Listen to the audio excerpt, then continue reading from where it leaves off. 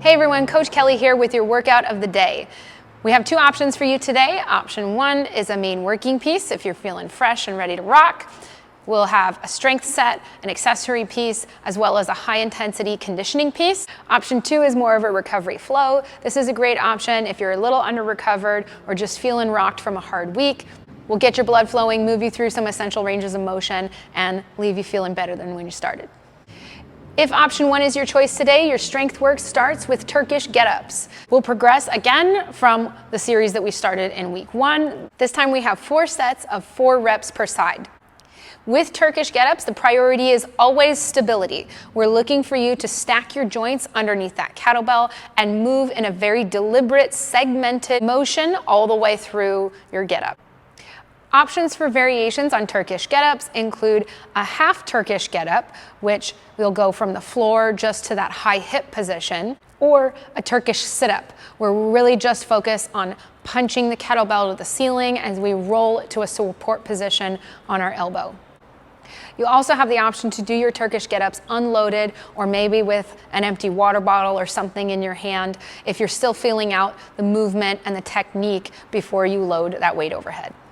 For your accessory work today, we have a front rack kettlebell hold. We'll do 4 sets of a 1-minute hold. You'll have a kettlebell in each hand. Choose a weight that you can hold for the entire 1 minute. Technique with this front rack hold is like so. Your fist should be in the center of your chest with your elbow about 45 degrees out from your body. The kettlebell should be in a nice flat position with the bell and the handle parallel to the ground. The kettlebell will rest almost in the crook of your shoulder and your elbow. We're not holding it up here on our shoulder or in our neck or up here sitting on our shoulder. Okay? We'll look for 2 kettlebells, 1 in each arm, held in this position. Our conditioning piece today focuses on building your aerobic capacity as well as your ability to recover. We'll do 5 rounds of a 200-meter row between 30 and 35 strokes per minute, followed immediately by a 300-meter row at 22 to 24 strokes per minute, followed by a 2-minute rest between rounds. That first 200 meters, you should be setting a hard pace for yourself, getting as far as you can, as quickly as you can, and then that 300 meters, we're going to back off to a marathon pace, something that you could hold for several hours if we asked you to. We've set stroke rate guidelines here to give you an opportunity to learn about yourself as an athlete. Pay attention to how hard you have to pull to stay within that stroke rate target while maximizing your distance in the shortest amount of time possible. Also pay attention to which fatigues out first, your lungs and your aerobic capacity or your legs and your muscular endurance. This will tell you something about yourself as an athlete. At what point did you pull too hard, too early, and you fatigued out muscularly before you failed aerobically? When you transition into that 300-meter row, our goal here is to focus on your ability to recover. We're looking for a marathon pace here, something that you could hold forever if we asked you to.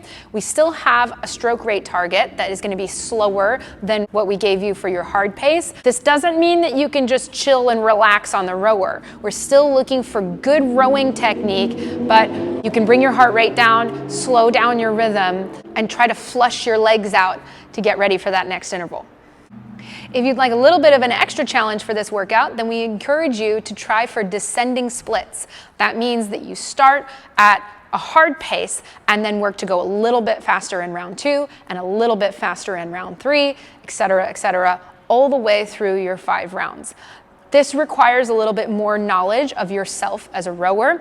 We don't want to see descending splits where you started way too conservatively and then had major improvements, big gaps in your descending splits. That's not really the point. Rather, we want to see descending splits that just get a little bit faster every round, forcing you to push your pace just a little bit harder while still staying within your capacity to work.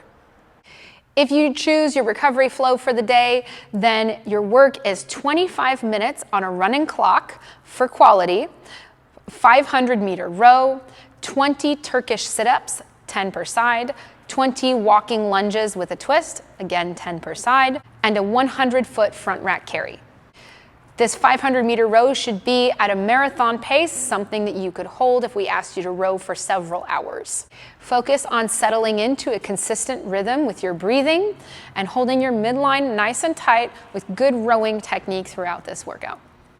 For your Turkish sit-up, this is really just the initiation piece of a Turkish get-up. So you'll hold a kettlebell overhead while you're lying on the floor, and you'll punch that kettlebell to the ceiling and roll onto a support position on your opposite elbow, making sure that in that finished position, your joints are stacked wrist over elbow, over opposite shoulder, over opposite elbow, and then return back to the ground for your next rep. For that front rack kettlebell carry, you'll have one kettlebell in each hand. Your kettlebells should be held like this with your fist in the center of your chest, your elbow across your body at about 45 degrees, and that kettlebell should be sitting in the crook of your arm and your shoulder with the kettlebell parallel to the floor. Again, we'll have one in each hand, making sure that your elbow stays down and tight to your body. We don't want to be lifting or setting the kettlebell on our shoulder. That's cheating. When you've finished your work for the day, we'll cool down with a Sagittarius stretch, lying on the floor with your arms out to your side. You'll grab one knee with your opposite hand and pull it across your body for a twist and a stretch through your hip at the same time. 1 minute on each side for your cool down. We hope you enjoy your workout today. Get sweaty, have fun, and we'll see you again soon.